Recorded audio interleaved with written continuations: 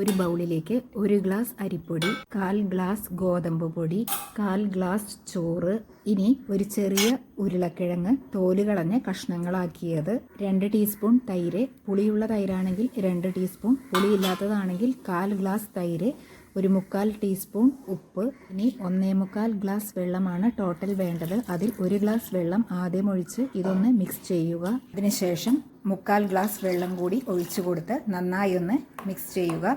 അതിനുശേഷം ഇത് നമുക്ക് മിക്സിയുടെ ജാറിലേക്ക് ഒഴിച്ചു കൊടുക്കാം. ഇനി ഇത് നന്നായി തന്നെ മിക്സിയിൽ അടിച്ചെടുക്കുക. ഇനി ഇത് ഒരു ബൗളിലേക്ക് മാറ്റിയ ശേഷം 1/2 ടീസ്പൂൺ പഞ്ചസാര കൂടി ചേർത്ത് കൊടുത്ത് നന്നായി തന്നെ മിക്സ് ചെയ്യുക.